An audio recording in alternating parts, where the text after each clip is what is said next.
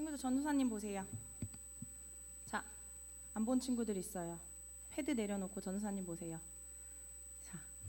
자, 전도사님이 사진 하나 보여줄 건데 제가 봤을 땐 이 사진을 보고 가장 좋아할 분들은 우리 청년 언니 오빠들일 것 같아요. 자, 이 사람 누구예요?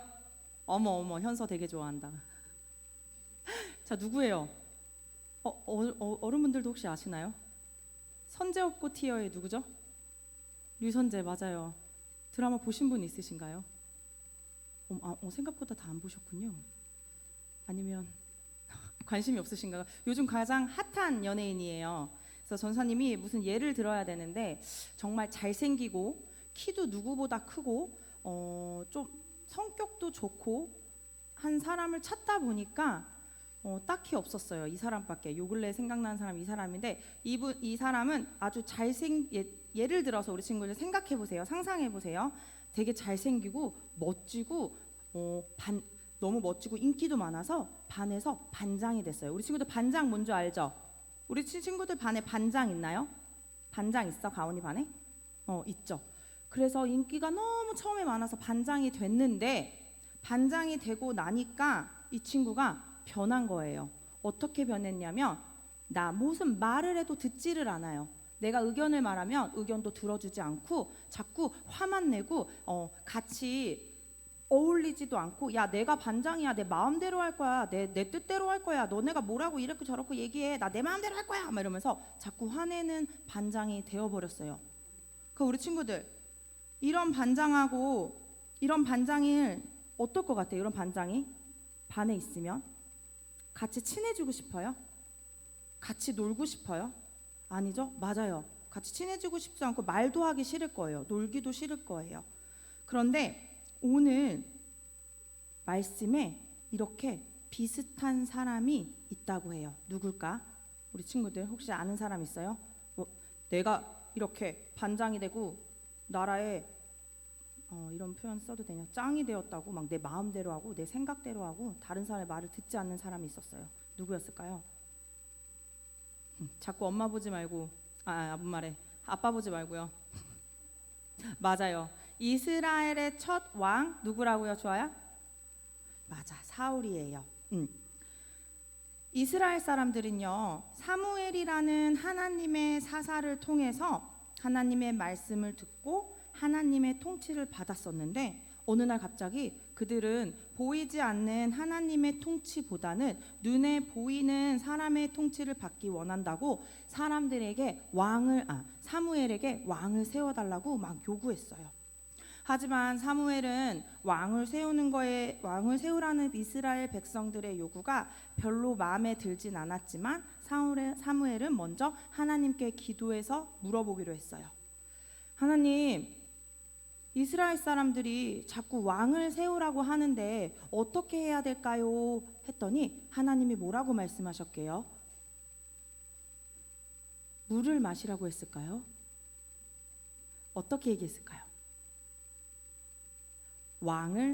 그들의 요구대로 왕을 세우라고 말씀하셨어요. 그래서 사무엘은 대신 왕을 세우라 하면서 하나님께서 말씀하신 게 있어요. 왕을 세우되 그 왕이 하나님의 법과 하나님의 명령을 꼭 지켜야 하는 왕이어야만 된다고 하나님께서 이야기하셨고 사무엘은 가장 왕의 후보들을 찾기 시작했어요. 자, 이거 몇 개인지 세볼 사람. 지파라고 써져 있어요. 세볼 사람. 맞아요. 12지파 중에 사무엘이 찾은 왕의 후보는 이 12지파 중에 누구였냐면 가장 작은 지파. 그리고 가장 작은 지파 이름이 뭐예요? 한번 읽어볼게요. 우리 친구들이. 뭐라고요? 베냐민 지파. 맞아. 가장 작은 베냐민 지파 중에 이름 읽어볼 사람. 맞아. 기스라는 사람의 아들 사울을 왕으로 뽑았어요. 근데 이 사울이라는 사람은 오늘 말씀 가운데 보니까 사울은 이스라엘 백성 중에 가장 준수하다는 건 가장 잘생겼다는 거고요. 키도 그냥 사람들보다 한 어깨 위 엄청 큰 사울이었다라고 이야기하고 있어요. 하지만 이런 사울은 자신이 처음에는 왕이 된다는 것이 믿기지 않았어요. 그 말씀을 어디서 볼 수 있냐면 전사님이 읽어줄 거예요. 사무엘상 9장 21절에 한글 성경 우리말 성경으로 이렇게 되어 있었어요. 사울이 대답했습니다. 저는 이스라엘 지파 가운데 가장 작은 베냐민 지파 사람 아닙니까? 게다가 저희 가정은 베냐민 지파 가운데서도 가장 보잘것없는 가정이 아닙니까? 근데 그런 저에게 이 나라의 왕을 맡으라고요? 하면서 사울은 자신이 왕이 되는 것에 대해서 믿기지 않았던 것 같아요. 하지만 하나님께서는 사울을 왕으로 정하셨고 사울은 처음 왕이 되었을 때 어떻게 했을까요? 자신의 부족함을 알고요. 겸손한 마음으로 하나님의 말씀을 지키고 하나님의 법규를 지켜가면서 이스라엘 나라를 다스렸어요. 그리고 사무엘이 주는 하나님의 말씀에도 잘 순종했대요. 근데 점점 시간이 지나면서 어떻게 됐냐면 자기가 왕이라는 것을 알고 이제 힘도 세지고 사람들이 다 자기를 좋아하는 것 같으니까 하나님의 말씀을 듣기는커녕 자신이 하고자 하는 대로 자신의 뜻대로 나라를 다스리기 시작했대요. 자, 요게 하나님의 법을 어긴 사울이라고 해서 이때 이스라엘 백성들이 블레셋 사람들하고 전쟁을 해야 되는데 너무 급한 상황인 거예요. 이스라엘 백성들은 엄청 3,000명, 엄청 조그만 인원수, 블레셋 사람들에 비해 작은 인원수가 있었고 블레셋 사람들은 전차도 있고 군인이 3만 명 정도 되는 아주 큰 군대를 이끌고 이스라엘 백성들을 공격하러 오고 있는 상황이었어요. 그때 사울이 의지할 것은 하나님밖에 없다고 생각해서 사무엘 사사를 빨리 오라고 이야기했는데 사울이 생각하는 시간 안에 오지 않았던 거예요. 그래서 사울이 어떻게 했냐면 오직 제사장이나 레위 지파만이 제물을 바치고 제사를 드릴 수 있는데 사울이 급한 나머지 자기네가 전쟁에서 질까봐 어떻게 했냐면 그 제사를 자기가 제사장 대신 제사를 지내기로 했던 거예요. 그래서 하나님과 이스라엘의 오래된 약속을 어겨버렸어요. 그 이후로 사울은 어떻게 되었을까요? 자신 마음대로 하고 하나님의 말씀에 귀 기울이지 않았던 사울은 과연 마지막에 어떻게 되었을까요? 하나님께 버림받고 결국은 비참한 죽음을 맞이하게 되었다고 말씀 가운데 나와 있어요. 자, 친구들, 그러면 여기서 하나님이 기뻐하시는 사람은 사울이 처음에는 겸손했지만 나중에 내가 왕이야, 내 마음대로 할 거야, 하나님의 말씀 듣지 않을 거야, 하나님의 말씀을 따르지 않을 거야 하는 이런 교만한 사람이었을까요? 아니면 내가 잘났어도 내가 무언가를 잘해도 아니야, 난 그래도 하나님의 말씀을 들어야지, 하나님께 먼저 기도해야지 하는 겸손한 사람이었을까요? 어떤 사람일 거예요? 하나님이 기뻐하시는 사람은? 맞아요. 겸손한 사람이에요. 친구들, 아까 반장이 내 맘대로 하고 내 뜻대로 해서 친구들이 같이 어울리지 못하고 싫어했던 것처럼 교만한 사람들은 사람들하고 어울리기도 싫어하고 하나님도 기뻐하지 않으시는 모습이라고 나와 있어요. 그래서 전도사님은 우리 친구들이 아까 겸손한 모습이라고 얘기했던 것처럼 하나님의 말씀을 잘 듣고 순종하고, 그리고 내 생각이 옳다고 생각해도, 내가 이게 맞다고 생각해도 하나님께서 말씀하실 때 아니야, 그거 아니야, 이 말씀대로 해야 돼, 그거 아니야, 내 말씀을 따라야 돼, 네가 아무리 생각이 이게 옳다고 해도 하나님이 봤을 때 아니라고 하는 것은 하지 않고 하나님의 말씀대로 순종하는 것, 그것이 바로 겸손한 사람이고 하나님께서 기뻐하시는 모습이에요. 그래서 전도사님, 우리 동원교회 친구들이 하나님 앞에서 겸손한 모습으로 언제나 하나님의 말씀에 순종하며 사랑하는 동원교회 친구들이 되기를 소망합니다. 어떤 모습이 하나님께서 기뻐하시는 모습이라고요? 겸손한 모습. 겸손한 모습으로 살아가는 우리 동원교회 친구들이 되기를 소망합니다. 예, 하나님의 이제 은혜 시리즈 오늘 겸손한 자에게 주시는 은혜를 말씀드립니다. 성경에서 보면 신구약에서 인생이 180도로 바뀐 삶을 산 두 사람이 있습니다. 공교롭게도 이름은 같아요. 사울입니다. 구약도 사울이고 신약도 사울입니다. 신약의 사울은 교만하여서 율법대로 다른 사람을 판단하고 또 교회를 박해하는 일을 하다가 예수님을 만나서 180도 바뀐 사도로 이제 겸손한 사람으로 살았다면, 오늘 본문의 사울은 원래는 겸손했는데 왕이 되고 나서 이제 그 겸손을 잊어버리고 또 교만하여 하나님의 버림을 받았던 그 사울이 됩니다. 그래서 우리 전사님께서 오늘 뭐 말씀을 좀 전해 주셨는데, 저는 특별히 사울의 전반부 겸손할 때 하나님께서 그를 귀히 여기고 그를 쓰셨던 그 겸손에 대해서 초점을 맞춰서 말씀을 드리고자 합니다. 사무엘상 9장 1절에 보면 사울은 베냐민 지파의 유력한 집안 출신이라 이렇게 말합니다. 그 아버지는 기스고요. 사울은 그 아들인데 외모가 키가 크고 용모가 매우 준수한 청년이었다, 이렇게 기록하고 있습니다. 전사님하고 저희가 좀 세대 차이가 나는 것 같아요. 한 15년 정도 나는 걸로 알고 있는데, 아까 뭐 누구라 그랬잖아요. 선재인가? 그런데 저는 장동건을 저는 장동건 세대거든요. 한 20년 전에 설악산에 가족 휴가 갔다가 대명 콘도에서 밤에 뭘 좀 사러 편의점 내려갔는데 엘리베이터를 딱 탔는데 장동건이 타고 있는 거예요. 그 저랑 딱 두 사람이 엘리베이터 탔는데 한 8층에서부터 지하까지 내려가는데 둘 다 아무 말도 안 했어요. 지금 같으면은 사인이라도 한번 해주세요, 장동건 씨 팬입니다, 이럴 텐데 그때는 이제 20년 전이니까 한 30 초반이잖아요. 압도되었습니다. 사람이 이렇게도 생길 수 있구나.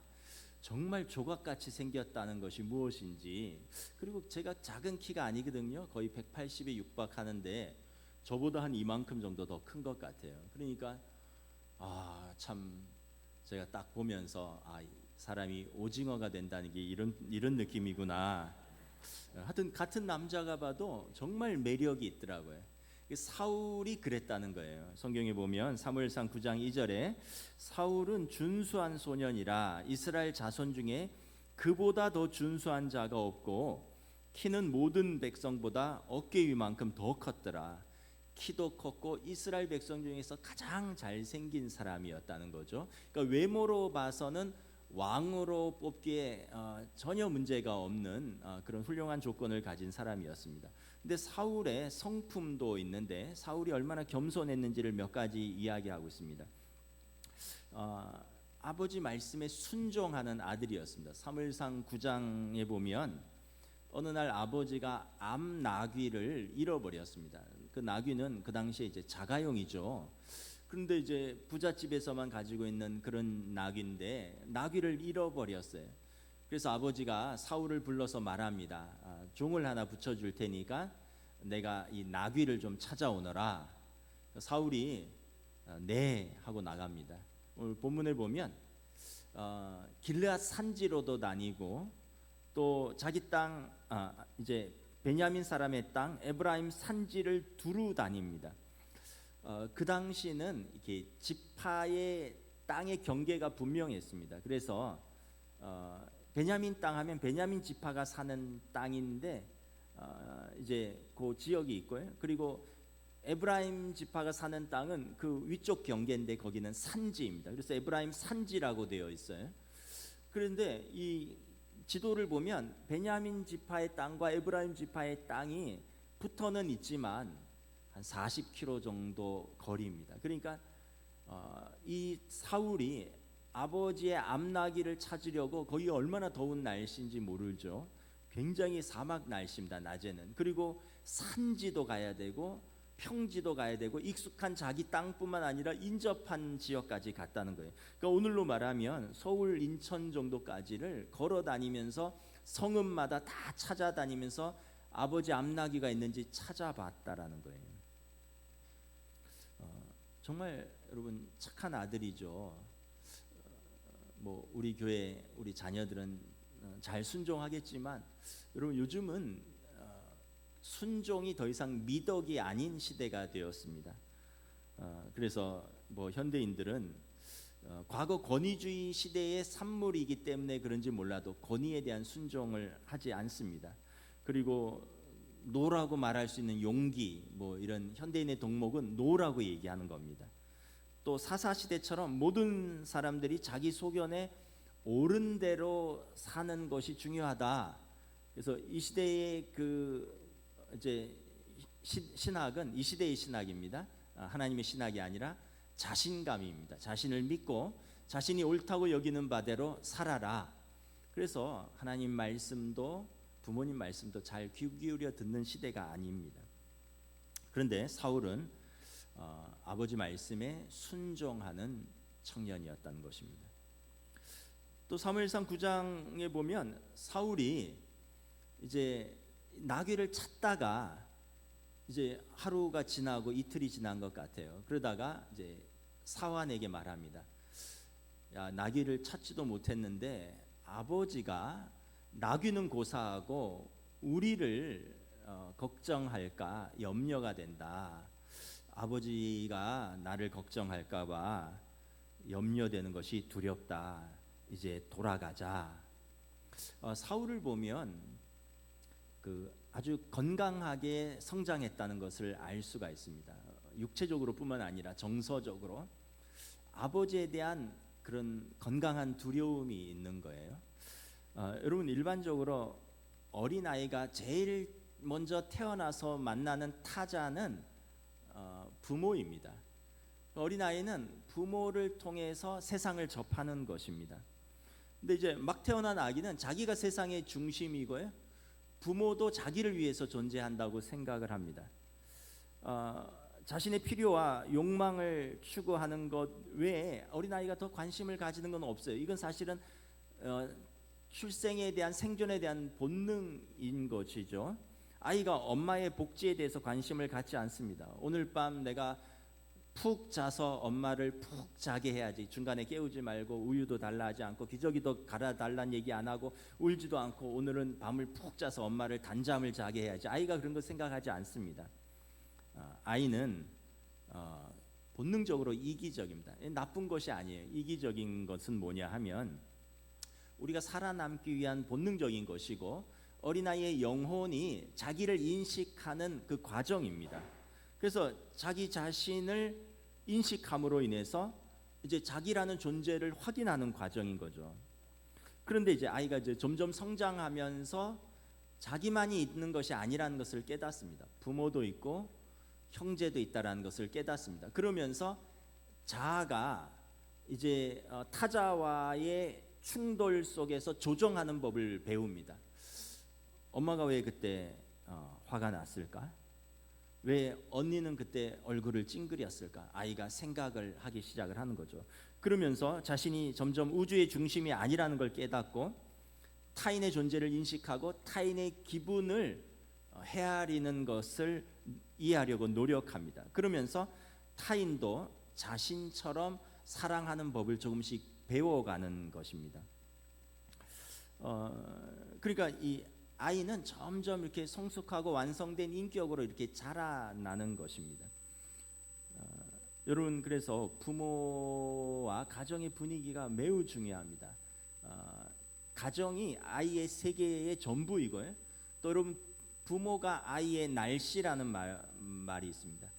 아이의 기분의 날씨는 부모에게 달려 있어요. 부모가 맨날 짜증 내면요, 아이는 불안정하고 짜증 나는 성품으로 자랍니다. 부모가 맨날 화를 내는 가정에서 자라면 아이는 눈치를 보거나 아니면 부모에게 극단적으로 반항하면서 자라납니다. 여러분 부모가 아무런 지도나 간섭이 없이 아이를 방임하면 아이는 무질서하고 제멋대로 자라나게 되는 것입니다. 그래서 아이의 정서는 부모로에서 거의 물려받는다고 해도 과언이 아닙니다. 아이의 날씨는 부모입니다. 여러분, 아이에게 너 왜 그러니 그럴 이유가 없어요. 내가 그렇다고 보시면 돼요. 우리 아이들은 나와 내 아내의 정서를 그대로 가져간다. 여러분들의 아이들도 마찬가지입니다. 너 왜 그러니 하지 말고 내가 이렇게 하고 있는 것은 아닌가 한번 돌아봐야 됩니다. 그러니까 아이가 자신을 독립적인 의지와 지각을 가진 존재로 인식하고 차별화하면서 부모랑 가장 많이 충돌할 때가 사춘기입니다. 근데 이 과정은 누구나 맞이하는 정상적인 과정이고, 이 과정을 부모와 아이가 서로 조율하면서 기다리면서 지혜롭게 넘기면 아이는 한 단계 성장하는 것이죠. 사울의 성품을 보면 사울은 건강한 가정에서 성장했다는 것을 알 수 있습니다. 아버지를 사랑해요. 아버지의 말씀에 순종합니다. 아버지에 대한 건강한 두려움이 있어요. 아버지가 나를 걱정하신다. 이 두려움은 그 아버지가 체벌할까봐 하는 형벌에 대한 두려움이 아니라 아버지의 마음을 슬프게 할까봐, 아버지가 염려할까봐 하는 두려움입니다. 두려움에 두 가지 두려움이 있습니다. 하나는 그 어떤 형벌에 대한 그런 두려움이고요. 또 하나는 그것을 넘어서는 사랑으로 인한 두려움입니다. 여러분, 이제 시작은 다 형벌에 대한 그 두려움에서부터 시작합니다. 아이들도 부모로부터는 처음엔 부모를 무서워하고 또 부모를 이제 두려워하는 것에서부터 시작하지만 점점 자라면서 이제 이것이 부모를 사랑하는 두려움으로, 건강한 두려움으로 바뀌게 되는 거죠. 여러분, 그 형벌에 대한 두려움은 율법적인 두려움인데, 우리가 그 운전을 할 때 교통법규를 지키고 또 주차를 올바로 하려고 하는 이유는 무엇입니까? 법규를 지키지 않고 속도를 위반하고 주차를 내 마음대로 하면 우리는 주차 경찰서에서 티켓이 날라오기 때문에 그렇습니다. 벌점을 받고 벌금을 내야 되는 그 형벌에 대한 두려움이 있기 때문에 우리는 이 교통 법규를 준수케 하는 것이죠. 그러니까 이런 두려움은 가장 낮은 단계의 두려움입니다. 부모에 대한 순종도 처음에는 이런 가장 낮은 단계의 두려움에서 시작합니다. 부모님이 화를 낼까봐, 부모님이 언짢아할까봐, 부모님한테 혼날까봐. 그런데 이 가장 낮은 단계의 두려움에서 아이가 점점 성장하면서 이걸 극복하는 거죠. 그러면서 이제 더 나은 단계의 두려움으로 나아갑니다. 자녀가 부모를 진심으로 사랑하면 이제 두려움은 뭐냐면 부모가 나 때문에 슬퍼할까봐, 부모가 나 때문에 염려할까봐, 부모의 눈에서 눈물이 나는 것이 내가 이제는 싫은 것입니다. 그러면서 이제는 처벌이 두려워서가 아니라 부모의 기쁨을 위해서 순종하는 것입니다. 성숙한 자녀는 이제 사랑으로, 더 높은 단계의 두려움으로 부모를 대하는 것입니다. 신앙생활도 여러분 동일합니다. 처음에는 이 낮은 단계의 두려움, 율법적인 두려움에서 시작됩니다. 우리가 죄를 지으면 하나님께서 벌을 주시고 지옥에 갈까봐 하는 이 두려움에서 신앙생활이 시작되지만, 그리고 또 천국에 대한 보상에서, 그러니까 낮은 단계의 신앙생활은 이 하나님에 대한 심판에 대한 두려움, 그리고 천국에 대한 보상, 이것이라면 이제 신앙이 점점 성숙해지면서 우리는 어떻게 하면 하나님을 기쁘시게 할까 하는 경건한 두려움, 차원 높은 두려움으로 나아갑니다. 그래서 이제는 죄가 하나님의 형벌이 아니라 하나님을 슬프게 하기 때문에 죄를 피하는 것입니다. 이제는 천국에 대한 보상을 넘어서서 그리스도와 연합하여 사는 믿음의 삶이 가장 큰 기쁨이기 때문에, 그래서 그 기쁨의 삶을 더 추구하는 것입니다. 그러니까 이 더 높은 수준의 두려움이 낮은 수준의 두려움을 몰아내는 것이죠. 이것을 요한 사도는 사랑이라고 했습니다. 완전한 사랑, 사랑에는 두려움이 없습니다. 완전한 사랑은 두려움을 내어 쫓습니다. 두려움은 징벌과 관련이 있습니다. 두려워하는 사람은 아직 사랑을 완성하지 못한 사람입니다. 우리가 사랑하는 것은 하나님이 우리를 먼저 사랑하셨기 때문입니다. 그래서 여러분, 아이가 어렸을 때는 이기심으로 자기를 인식하는 본능대로 사는 것입니다. 2살 때는 자기만 아는 게 마땅해요. 엄마 내 거 내 거. 근데 42살이 돼서도 엄마 내 거 이렇다면 이 아이는 잘하지 못한 겁니다. 성인이지만 잘하지 못한 거예요. 여러분, 어린 아이 때 부모를 두려워해서 순종하는 것은 당연한 것입니다. 그런데 이제 나이가 들어서도 부모를 무서워하고 두려워한다면 이 아이는 이제 또 여전히 성인 아이에 머물러 있는 것이고, 또 여전히 어른이 돼서도 부모를 슬프게 하는 것에 익숙하다면, 그것을 두려워하지 않는다면 이 자녀는 여전히 자라지 못한 자녀인 것입니다. 그런 의미에서 보면 사울은 굉장히 건강한 소년이었습니다. 외모도 준수하고 정서도 건강하고 부모님을 사랑하고 부모님의 말씀에 순종하는 겸손하게 잘 자란 청년이었습니다. 결국 며칠을 이리저리 암나귀를 찾아다녔는데 찾지 못하자 사울은 집으로 돌아가기로 결정합니다. 아버지 걱정하시겠다. 그러면서 마지막으로 우리가 하나님의 사람에게 가서 물어보자. 이 동네에 하나님의 사람이 있다는데 하나님의 사람에게 가서 물어보자. 그가 우리의 갈 길을 가르쳐 줄까 하노라.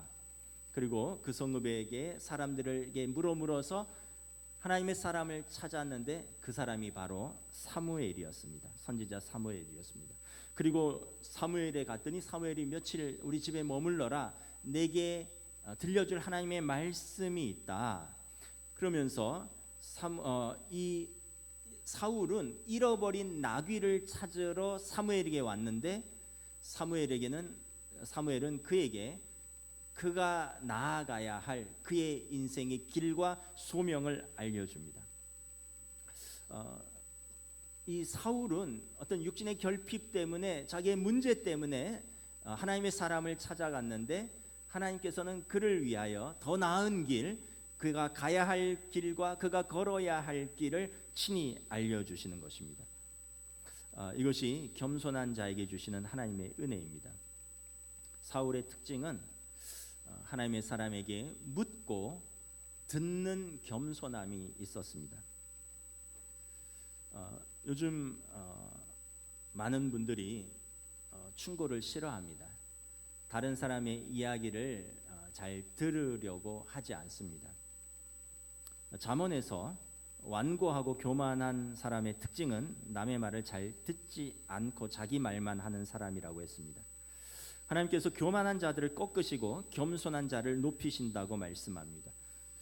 이사야서 2장에 보면 하나님께서 그날이 되면 레바논의 백향목을 꺾을 것이다 말씀합니다. 여러분, 백향목은 레바논에 자랑하는 나무입니다.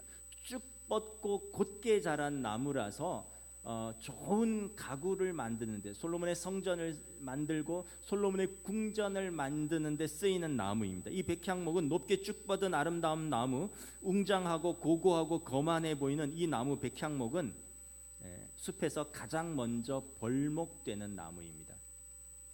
근데 여러분, 성경에 보면 레위기 정결법에서 제사장을 정결케 할 때 이 쓰이는 식물이 있습니다. 우슬초입니다. 우슬초는 자풀입니다. 자풀. 하나님은 자풀을 쓰셔서 정결케 하시고, 레바논의 백향목은 놀랍게도 제일 먼저 벌목이 된다는 것이죠. 이 세상은 자신감의 신학으로 가득 차 있습니다. 온통 자기 목소리를 들어달라고 아우성이입니다. 많은 사람들이 그런 약해 빠진 태도로 어떻게 세상을 살아가느냐라고 서로 다그칩니다.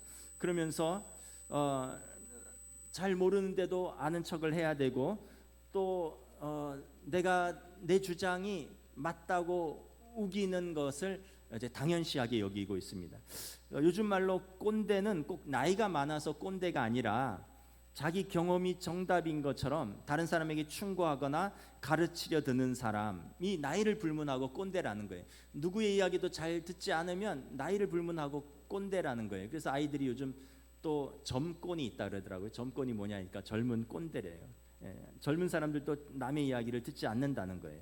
모든 상황에서 늘 자기 중심적으로 생각하고 말하는 아나무인한 사람들이 많다라는 것입니다. 나의 견해를 뒤집지 못한다고 내 의견이 진실이라고 여기지 않고, 타인의 의견을 적절치 못한 충고라고 무시하지 않는 이 사람이 여러분 경건한 사람, 겸손한 사람, 하나님의 성품을 가진 다른 사람을 존중하는 사람인 것입니다. 그래서 늘 내가 틀릴 수도 있고 또 내 의견을 반박하지 못한다고 해서 내 의견이 진실이라는 그런 선입관을 배제하고 다른 사람의 충고도 이제 무시하지 않고 열린 귀와 열린 마음을 가진 사람이 여러분 영적 진보의 과정 속에 있는 것입니다. 여러분 공감이란 것이 무엇입니까? 공감, 다른 사람의 눈과 경험을 통해서 사건을 보고 해석하는 능력입니다. 탈무드에서 이웃을 판단할 때는 오로지 공정하게 하여라. 이웃을 판단할 때는 오로지 공정하게 하라 이런 말인데 이 공정은 어떤 의미냐 하면 어떤 상황이 다르게 해석될 때 타인에게 최대한 유리하게 해석하라 이런 뜻입니다.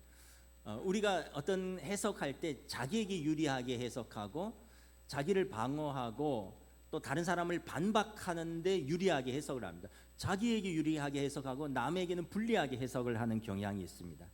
그런데 공정하게 해석하라라는 노력은 이 무슨 말이냐면 타인에게 더 유리하게 해석을 해주라는 것입니다. 그러니까 이게 선의의 해석이라고 하는데 선의의 해석은 뭐냐면 법률적으로 무죄 추정의 원칙하고 같은 것입니다. 명백한 과실이 없으면 그 사람에게 유리하게 해석을 해주라는 거예요.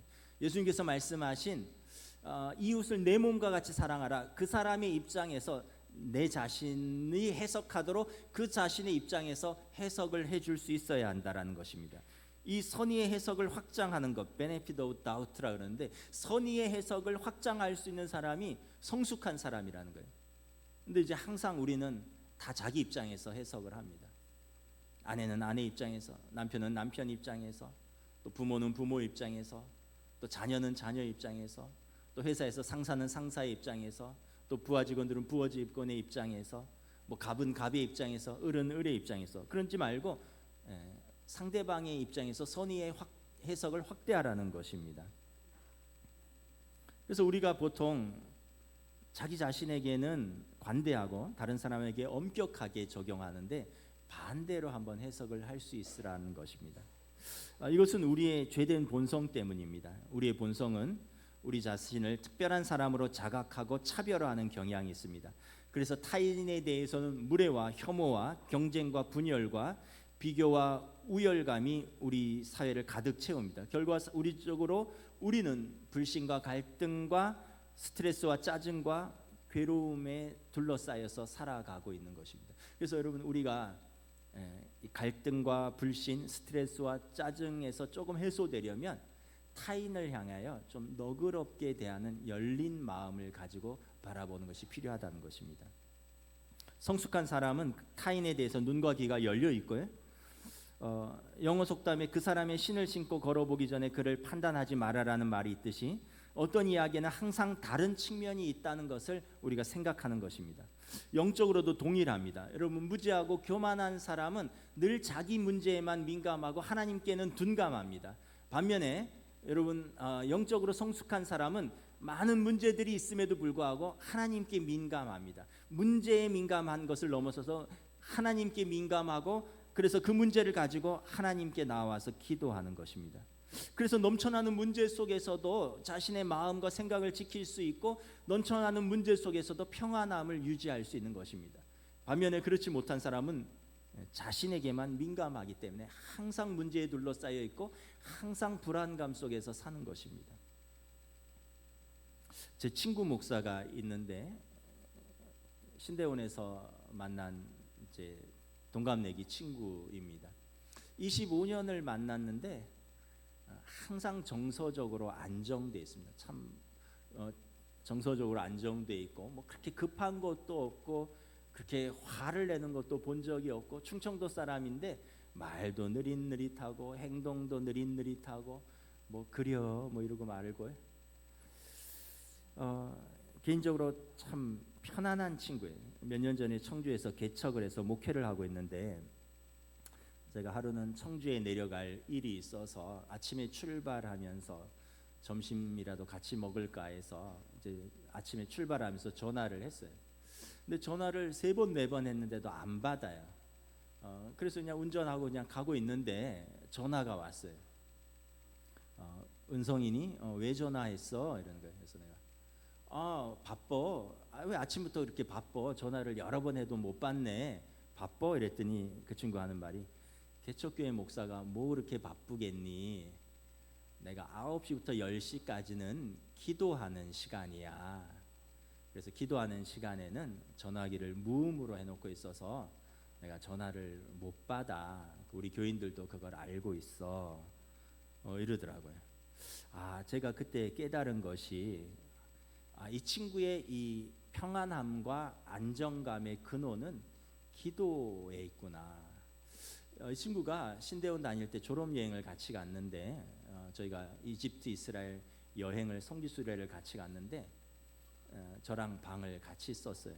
근데 이제 일주일 지나면서 물갈이를 잘못해서 계속 배탈이 나서 화장실을 계속 번갈아 왔다 갔다 하면서 정말 했는데, 그때 기억 남았던 것이 뭐가 있냐면, 아침에 일어나면 단체 여행이기 때문에 한 180명이 막 차량 4대로 너댓대로 움직이기 때문에 새벽 6시 반 출발 이렇습니다. 그러니까 얼마나 아침에 바빠요. 그 이제 일어나면 먼저 이렇게 화장실 가서 씻는 것부터 하는데, 제가 씻고 나오면 창문을 열어놓고 다니엘처럼 침대 위에 올라가서 무릎 꿇고 기도하고 있더라고요. 그래서 그때부터 기도하던 습관이 지금도 기도하는 시간을 정해놓고 기도하는 습관을 가지고 있구나. 그러니까 이게 기도하는 사람의 힘이구나. 이 친구가 10년을 중국에서 선교를 하다가 중국에서 몇 년 전에, 한 5년 전에 선교사들을 다 추방을 했습니다. 근데도 제가 나와서 만났는데도 그때도 평안했어요. 몇 년 전에 청주 옆에 오송 신도시에 교회를 건축하는데, 두 가정이 이제 건축이 아니라 개척하는데, 그때도 평안하더라고요. 언제나 보면 평안해. 쫓겨나도 평안하고, 개척해도 평안하고, 또 여행 중에도 평안하고, 집에 있어도 평안하고. 기도하는 사람의 힘이구나. 문제에 휩싸이지 않고 하나님께 민감한 사람이구나라는 걸 제가 다시 한번 깨달았습니다. 그 친구 오송에서 개척 예배 드릴 때 제가 또 한 것도 있고 이러기도 하는데, 하여튼 참 친한 친구인데, 다른 것은 잘 몰라도 기도하는 사람의 평안함을 저는 기억을 합니다. 청년 사울도 영적으로 겸손한 사람이었습니다. 그는 자기 문제를 하나님의 사람에게 들고 가서 이야기하고 무릎 꿇고 들을 수 있는 영적으로 겸손한 사람이었습니다. 여러분, 누구에게 의논하십니까? 친구랑 찾아가서 술 마시면서 한풀이 하십니까? 아니면 기도하는 사람에게 찾아가서 기도의 부탁을 하고 함께 의논하십니까? 누구에게 귀를 기울이시고 누구의 이야기를 들으시느냐라는 것입니다. 사무엘이 잃어버린 나귀를 물으려고 찾아온 청년 사울에게 말합니다. 사무엘상 9장 15절 16절에 보면, 내가 너가 올 줄을 알고 기다리고 있었다. 너가 오기 전날에 여호와께서 내게 말씀하셨다. 내일 이맘쯤에 내가 베냐민 땅에서 한 사람을 내게로 보내리니 너는 그에게 기름을 부어 내 백성 이스라엘의 지도자로 삼으라. 그러자 사울이 겸손하게 대답합니다. 나는 이스라엘 지파의 가장 작은 지파 베냐민 사람이 아니니까, 또 나의 가족은 베냐민 지파 모든 가족 중에서 가장 미약하지 아니나이까. 당신이 어찌하여 내게 이같이 말씀하십니까? 우리는 보통 이렇게 이해합니다. 내가 어떤 사람인데, 내가 얼마나 수고했는데, 내가 얼마나 땀 흘렸는데, 우리 집안이 어떤데, 우리 아버지는 어떤 사람이고, 그리고 나는 얼마나 대단한 사람인데, 우리는 계속해서 내가 얼마나 괜찮은 사람인지를 어필합니다. 이게 우리의 자연스러운 본성입니다. 사막의 교부들의 잠언에 이런 말이 있습니다. 겸손한 사람과 교만한 사람을 천국의 저울에 달아보면 겸손한 사람의 무게가 더 나간다. 왜냐하면 자기 무게 외에 우리 주님의 마음을 더 가지고 있기 때문이다. 그래서 겸손한 사람은 주님의 마음을 가지고 있어서 천국의 저울에 달아보면 하나님께서 그를 훨씬 더 무겁게 보신다라는 것입니다. 주님의 마음이 무엇입니까? 빌립보서 2장 5절부터 6절 이하에 보면, 그는 근본 하나님의 본체시나 하나님과 동등됨을 취할 것으로 여기지 아니하시고 오히려 자기를 비워 종의 형체를 가지사 사람들과 함께 되셨고 사람의 모양으로 나타나사 자기를 낮추시고 죽기까지 복종하셨으니 곧 십자가에 죽으심이라. 성육신 하신 사람의 모양을 입으시고 낮은 자리에 친히 오셔서 우리를 사랑하사 그리고 하나님의 말씀에 복종하사 십자가를 지셨는데 죽기까지 순종하셨다는 것입니다. 왕이 되기 전에 청년 사울은 겸손하고 순진한 사람이었습니다. 사울이 얼마나 순진했는지 오늘 본문이 이제 사울을 왕으로 뽑힙니다.